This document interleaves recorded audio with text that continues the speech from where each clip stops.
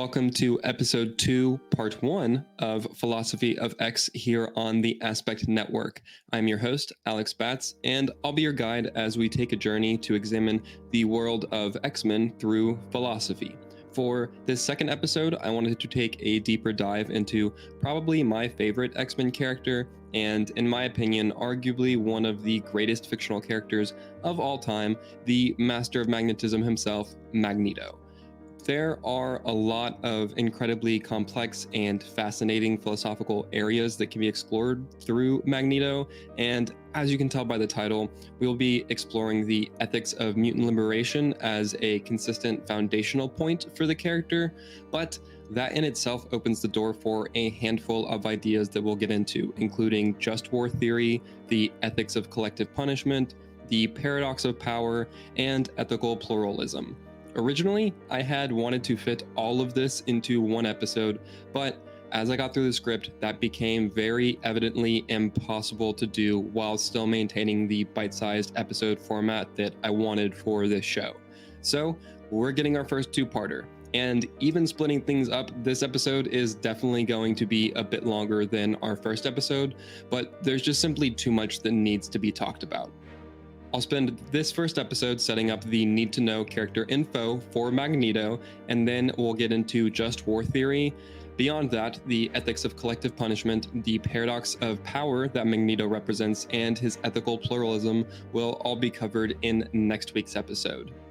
Before I get into all of those details, I want to give a couple of quick notes that I think are important, as well as some content warnings. I realized after the fact for the Wolverine episode that content warnings would probably be nice to have, so apologies for the oversight there, and we'll get into the content warnings first. I'll be covering anti-Semitism, the Holocaust, genocide, bigotry of a wide variety, murder, war, and a lot of related topics. These are heavy subjects, and I wanted to do my best to approach them with the appropriate level of sensitivity. Secondly, I think it's important to note up front that I am not Jewish. Magneto is inextricably linked to his Jewish ties in regards to his character. He is Jewish. Entertaining the idea of an adaptation of the character that is not that is a fundamental misunderstanding of who he is and why the character works. Because of that, I feel that it's important to note that I am not the best or leading authority on much of what that means for the character. I've done a lot to try to understand why it's so important to his character and to represent my understanding of those ideals as respectfully as I can, but because of the fact that I don't and cannot innately understand the experience of someone who is Jewish, I apologize upfront for any misunderstandings or any offense that I may give. If I say something incorrect or if anyone feels that I'm taking the wrong reading of a situation, I absolutely encourage you to let me know. I'm always looking to learn and be better. The whole point of this podcast is to spread learning, so it'd be really hypocritical of me not to accept that myself. So, with all of that said, let's get into the basics of Magneto as a character before we fully dive into the philosophical side of things. Magneto, born Max Eisenhart, but commonly known as Eric Linser, or Magnus, is the most famous foe for Marvel's X-Men, and arguably the most famous villain in general from Marvel Comics. He first appears in the pages of X-Men #1 in September 1963, created by Stan Lee and Jack Kirby. He's the first villain the X-Men face, and is the definition of a stereotypical campy foe. To say that Magneto's history is complicated is a bit of an understatement. You'll notice this becoming a theme with each episode. The X-Men have a wild history. All comics have retcons, of course, but it's really truly baked into the core of these stories. A big part of that for Magneto, and admittedly a lot of characters, comes from how the entire line is revamped and recontextualized under the pen of Chris Claremont. Before Claremont, in his classic 60s appearances, Magneto is a caricature. Most importantly, his Jewish backstory as a Holocaust survivor is non-existent. It is not a thing in the comics until Claremont comes around and completely redefines the character. A lot of what Claremont does is recontextualizing and retrofitting an explanation for classic Magneto's very overtly fascist actions, something that would be innately at odds with his now established backstory as a Holocaust survivor. It is impossible to overstate how integral Magneto being a Holocaust survivor is to his character. Every now and then, posts online will come up arguing that What if Magneto was, insert a different allegory for oppression here, survivor or activist, as opposed to being a Holocaust survivor? And sometimes they'll argue that it's because of the sliding timescale, and that by putting him as a child in the Holocaust automatically dates him and makes him older and older as time goes on. These ideas miss the point, though. Being a Holocaust survivor is who Magneto is. It colors and informs everything that he does and everything he becomes. Comics are comics. There are a million ways to explain why Magneto is old as dirt and still kicking it.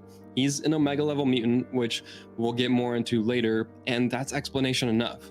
So, without getting too into the weeds of any of Magneto's specific stories, I want to establish the core points of evolution for the character. Obviously, first and foremost, he's introduced as a villain for the X-Men, and he does routinely return to fill that role throughout his history.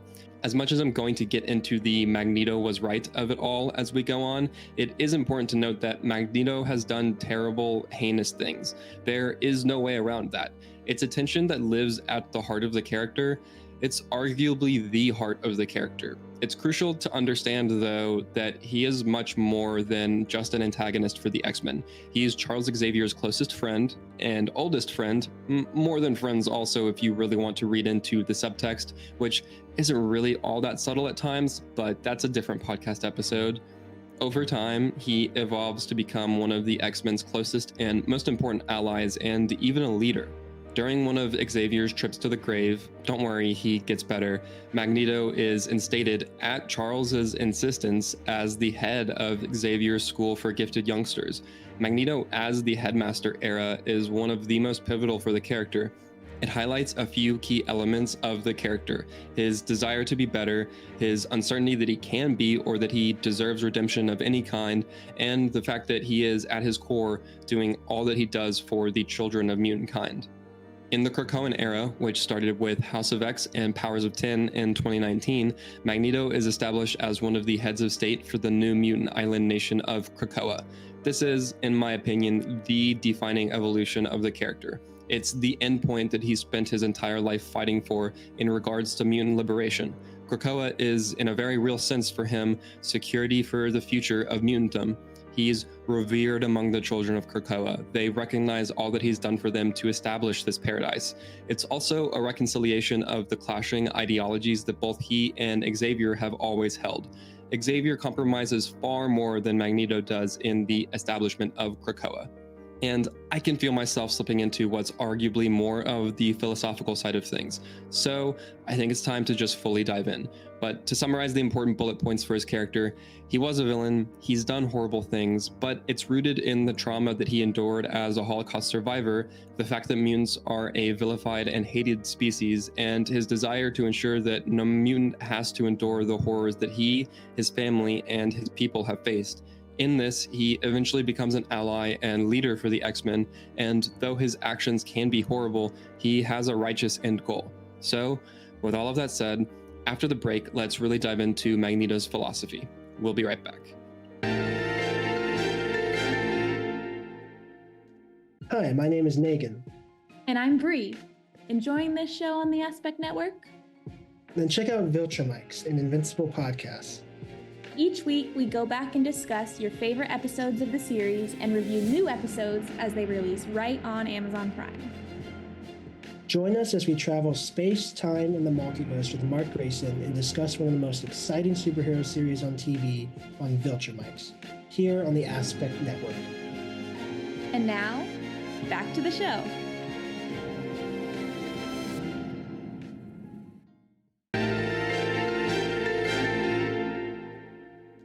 Welcome back. Before the break, I briefly mentioned the fact that Charles Xavier and Magneto hold competing ideologies, specifically in regards to what I'll be referring to as the, quote, human-mutant dilemma, end quote. I'm taking this description of the cohabitation of mutants and humans on Earth directly from the pages of House of X #2. Here's another quote that gives a tad more context to it, as Moira describes it in these pages. Quote, "She threw herself into fully understanding what she would eventually call the human-mutant dilemma. When two aggressive species share the same environment, evolution demands either adaptation or dominance." End quote. Moira's role in the Krakoan solution is worth an entire episode or two, so I'm not going to get into that here. What's important for this conversation is having a basic understanding of the two main positions that both Xavier and Magneto have held throughout the majority of their publication history. Again, this is a topic that could warrant an entire episode, and I want to try to stay focused mostly on Magneto here, so in an effort to be relatively concise, I'm just going to put it in the most simple terms, even though it is slightly reductive to both sides. Xavier is an assimilationist. He wants mutants to be able to assimilate or integrate with the larger human population, free of persecution. He dreams of a world in which mutants and humans can cohabitate on the planet Earth peacefully. This is literally the dream of Xavier that is always referenced when people are talking about him. Magneto, however, historically is a mutant separatist/supremacist. He does not believe that there is a possible world in which humans and mutants can coexist peacefully, which makes sense given his history. He also believes in the superiority of mutants over humans and holds their lives in higher regard.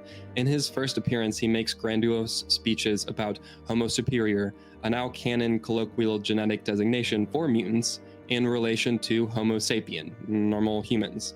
He sees mutantum as the rightful inheritors evolutionarily of the planet Earth. They're the next step. Now, there's a couple of important things to note here. First off, as I sort of touched on at the beginning, Magneto's earlier actions, speeches, and stances, pre-Holocaust backstory being established, are at times incredibly tough to fit into his character now. It's trying to square a circle. It feels counterintuitive to have a Holocaust survivor spouting fascist rhetoric about supremacy of one group of people over another. There are instances of writers doing work that explains why he sees things the way that he does, some of which I'll cite later when we get into conversation about his ethical pluralism and conflicting moral values. The thing is, Marvel kind of sides with Magneto. It's become an established plot point in Marvel continuity that, on a long enough timescale, and sidestepping the problem of AI, which is an entirely different can of worms, mutants would become the dominant population on the planet.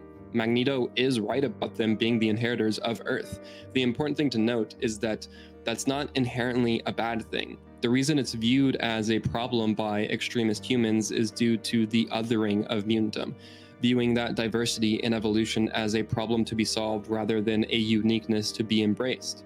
So those are the basic starting points that will inform a lot of Magneto's actions. He is fighting for mutant liberation because historically, mutants are a persecuted people. The tagline is literally hated and feared. There have, at this point in Marvel's history, been multiple genocides committed against them. And that's not even getting into the genocides that happen in future timelines and alternate realities. As I mentioned earlier, Magneto takes some pretty extreme measures in his quest for mutant liberation. He's not afraid of murder, and he's not swayed by the cost of collateral damage, even when that's measured in innocent human lives. So, is he justified in his actions here? Now, my friends, we finally arrive at some hard philosophy terms and our conversation of just war theory. The arguably definitive text on just war theory is Just and Unjust Wars by Michael Walzer, and for this, I'll be referencing ideas that are found in there, but will be specifically quoting from the Stanford Encyclopedia of Philosophy entry for war, for reference and in case you'd like to read more about it yourself. So, to start, what is just war theory? Well, for starters, some people reject the concept of the, quote, morality of war, end quote, with some denying that morality applies at all once the fighting starts. Others posit that no plausible moral theory could license the incredible horrors of war. The first group are sometimes referred to as realists, with the latter group being pacifists. The task of just war theory is to seek a middle path between them, to justify some wars while also attempting to limit them. Realism has some adherents, but on the large, few philosophers find it compelling. The real challenge to just war theory comes from pacifism, and it's crucial to remember from the outset that this challenge is real. The justified war might be a chimera. As you might imagine, things get very complicated very quickly. Contemporary just war theory is dominated by two camps, traditionalist and revisionist. It might be easier to think of traditionalists more as legalists, though, for their main views on the morality of war are led mostly by international law. They seek to provide laws with morally defensible foundations, and then, to quote Walzer, states and only states are permitted to go to war only for national defense, defense of other states, or to intervene to avert crimes that shock the moral conscience of mankind, end quote. Revisionists, however, question the moral standing of states and the permissibility of national defense. They argue for expanded permissions for humanitarian intervention and problematize civilian immunity. They further contend that combatants fighting for wrongful aims cannot do anything morally right aside from laying down their weapons. It's worth noting that most revisionists are moral revisionists only. This, in essence, means that while they contend that the international laws regarding war are not intrinsically morally justified, for pragmatic reasons, it doesn't make sense to substantially change them. Basically, we should make progress, but don't throw the baby out with the bathwater. These laws are in place for a reason. To further break things down within contemporary analytical philosophy, there are two ways in which moral and political philosophers think about war. The first, institutionalists, maintain a primary goal of establishing what the institutions regulating war should be. More specifically, we should prescribe morally justified laws of war, which we can then tell individuals and groups to follow these laws. The second approach argues we should first focus on the moral reasons that apply directly to individual groups and actions regardless of the mediating factor of institutions. We tell individuals and groups to act as their moral reasons dictate. Because this group focuses not on the institutions, but rather on the interactions themselves, it's dubbed the interactional approach. Generally, the institutionalist approach is favored by indirect consequentialists and contractualists, with the belief that these institutions are justified in the fact that they will have better long-term results than any feasible alternative institutions. Whereas non-contractualist deontologists and direct or act consequentialists tend to prefer the interactional approach. Their primary question boils down to what moral reasons bear directly on the permissibility of killing in war, and while the focus on singular killing might seem small in comparison to the larger scale violence and horrors of war, it stands to reason that we typically view killing as the most presumptively wrongful kind of harm. So it follows that whatever arguments one makes to justify killing are likely to also justify lesser wrongs. All of this said, it's important to note that any normative theory of war should pay attention to both what the laws of war should be and also to what we morally ought to do. These are distinct but equally important questions that beg the emergence of a third question. What ought we to do, all things considered, for example, when law and morality conflict?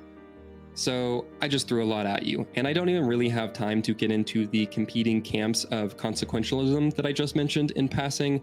Don't worry, we'll get there eventually, but in an effort to bring things back around to Magneto, we're skipping ahead a little bit in the just war theory conversation. Traditional just war theory combines two sets of principles: jus ad bellum, when to resort to war, and jus in bello, conduct in war. Jus ad bellum typically comprises the following 6 principles. 1. Just cause. The war is an attempt to avert the right kind of injury. 2. Legitimate authority. The war is fought by an entity that has the authority to fight such wars. 3. Right intention. That entity intends to achieve the just cause rather than using it as an excuse to achieve some wrongful end. 4. Reasonable prospects of success. The war is sufficiently likely to achieve its aims. 5. Proportionality. The morally weighted goods achieved by the war outweigh the morally weighted bads that it will cause. And 6. Last resort or necessity. There is no other less harmful way to achieve the just cause. Typically, the jus in bello list comprises of the following 3 principles. 1. Discrimination. Belligerents must always distinguish between military objectives and civilians and intentionally attack only military objectives. 2. Proportionality. Foreseen but unintended harms must be proportionate to the military advantage achieved. And 3. Necessity. The least harmful means feasible must be used. While all of these matter to the ethics of war, it'd be a misnomer to view them as a checklist of necessary and sufficient conditions. When properly understood, only proportionality and necessity are necessary for conditions for a war or an act of war to be permissible. Because no matter how badly going to war might fail the other ad bellum criteria, it might still be permissible because it is the least awful of one's alternatives, and so it satisfies the necessity and proportionality constraints. To get an intuitive and easy grasp on necessity and proportionality, let's use an example. If someone threatens my life, then killing them would be a proportionate response. However, if I could stop them by knocking them out, then killing them would be unnecessary and so impermissible. These two constraints have the same basic root, with a few exceptions, that harm is intrinsically bad, so therefore harms that we cause must be justified by some positive reason that counts in their favor, such as a good achieved or an evil averted. Both necessity and proportionality constraints involve comparing the bads caused by an action with the goods that it achieves. They just differ in the kinds of options they compare. So let's talk about how Magneto's actions can be weighted out against the necessity and proportionality constraints. First off, it's worth noting that by definition, we have to take the revisionist and further interactionalist approach when looking at most of Magneto's actions, because until the founding of Krakoa, he is not operating with the authority of a nation state, but rather on an individual level. And even when Krakoa is founded, it's an entire plot point that not every nation recognizes its sovereignty, and so therefore want it to be capable of actually declaring war or committing acts of war. So he's an individual, and he's acting on his own moral intuitions rather than a decision made by a larger institution. That said, let's start with the ad bellum proportionality principle. The morally weighted goods achieved by the war outweigh the morally weighted bads that it will cause. So I think that this one is pretty straightforward, actually. First off, again, we have to establish that this isn't inherently a war. It's an act of war that Magneto and sometimes his allies are committing, but he's powerful enough to do it alone. As for the weighted goods against the weighted bads, well, as discussed earlier, there have already been multiple genocides committed against mutant kind. The weighted goods caused by Magneto's actions include the preservation of mutantdom and preventing his people from being exterminated. This makes it fairly easy, in my opinion, to justify the bads that his crusade will cause. There can be arguments made that Magneto, and I guess myself in this case, are taking actions to an extreme conclusion that can't be guaranteed. It can't be known for sure that aggressive humans would eventually eradicate all mutants from the planet. But the evidence that we can look at certainly seems to point that way. Orcus, an anti-mutant organization bent on destroying mutantdom, is doing their very best to achieve this end in the comics being published right now. And in this context, mutants had already conceded to just staying on a singular island. Well, also the planet of Mars, but it's not like humans were going to be able to live there en masse anytime soon anyway, but that wasn't enough for humans. Beyond the threat of extinction, I would argue the living circumstances of life for most mutants is one that justifies Magneto's actions in itself anyway. As I said earlier, hated and feared is a common thread in the world of mutants. They live in constant fear for their lives, belittled and subjugated for being nothing more than different from humans. To quote Cyclops from House of X #1, quote, "My family has spent our entire lives being hunted and hated. The world has told me that I was less when I knew I was more. Did you honestly think that we were going to sit around forever and just take it?" End quote. Now, moving to the necessity constraint, this one is less cut and dry depending on the situation. The constraint posits that there is no other less harmful way to achieve the just cause. So back to our example of if you can stop someone from killing you by knocking them out versus also killing them, you should. Throughout his history, Magneto is definitely guilty of not quite falling in line with this one. He's killed people when he arguably didn't need to. He's harmed civilians when he also arguably didn't need to. There, in theory, could always be a way to achieve the just cause through less harmful or violent means. However, that's what Xavier has always tried to do, and he's failed. It has not worked. Moira even tried to do a myriad of different things through 9 different lifetimes, and it still failed. We are shown example after example that maybe, probably, Magneto does need to go to these extremes to achieve the justified cause of mutant security and prosperity. There's a scene at the end of House of X #1 where a national ambassador has brought a gun to the meeting with Magneto, When Magneto goes to dismantle it, the man argues that he wasn't going to use it, that it was just for his own protection. Magneto replies that that's always how it starts. One of the Stepford Cuckoos asks if she should show the man out, to which Magneto replies, quote, "No. Some would be offended at a wolf presenting as a sheep, but I have learned hard lessons from your kind, so I know the truth. You are all wolves." End quote.